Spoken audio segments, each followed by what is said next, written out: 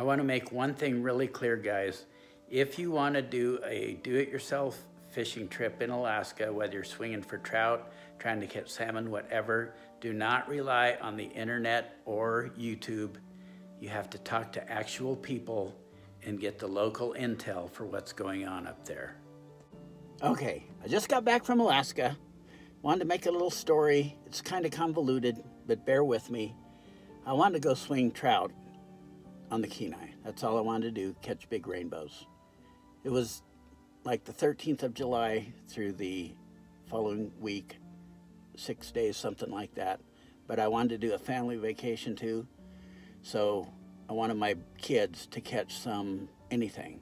I wanted them to have a good experience, catch some fish.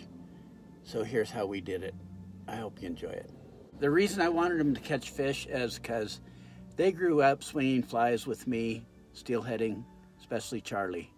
And not so much my oldest boy, but Charlie spent many a day with me getting skunked.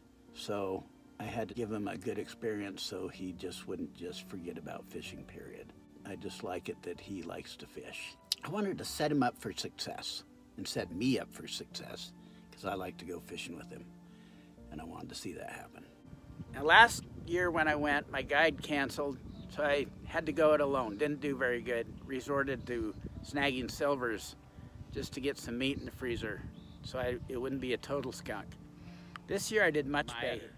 My goal for myself was to swing up some decent trout, and I did. I swung up some legitimate Kenai River trout that were very fun, and it was cool. So I did that on my own.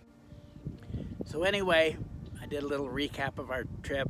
What I did was go up there with my family at a time of year when the fishing is not that great for sockeye and stuff, but I knew they probably needed to catch a bunch of sockeye just to keep them interested, and there were a few in the river, so here's what we did.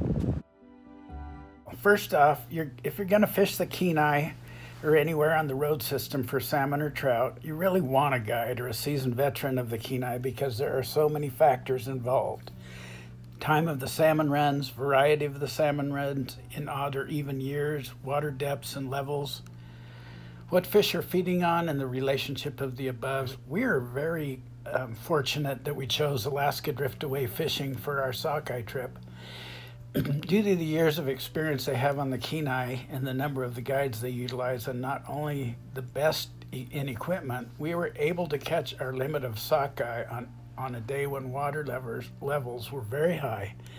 And other fishermen we saw on our trip did not seem to be experiencing the success or even having fun. So after limiting out early in the morning with Alaska driftaway fishing, we had the time to run up to the upper Kenai and do some videoing and trout spay, swinging some flies for rainbow trout on our own. After getting my fanny handed to me last year, I picked up on a few things, plus it was early in the year, so I was able to swing sculpin patterns and Dalai Lamas and flesh patterns and swing up a few trout all by myself. So I was really thrilled when I caught some very nice rainbows.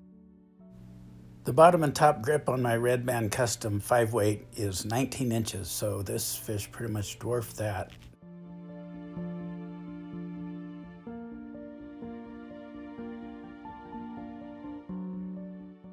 It's a long way to travel to have your butt handed to you. Ouch, ouch, ouch. Or uncooperative conditions. You have to have boots on the ground, meaning you have to know what the guides who spend days on end on the water are experiencing. Charlie, he'd be telling me side pressure.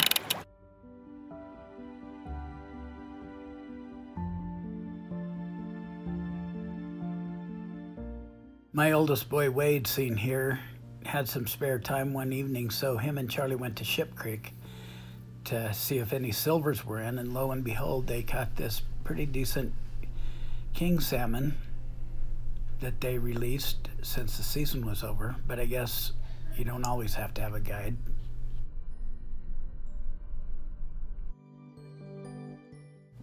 That's why it's so important if you don't have a guide, or at least stop in for daily briefings at Alaska Trout Fitters Fly Shop and Outfitters, or Kenai Cache, or some outfitter, to find out which methods the guides are succeeding on and buy a few flies.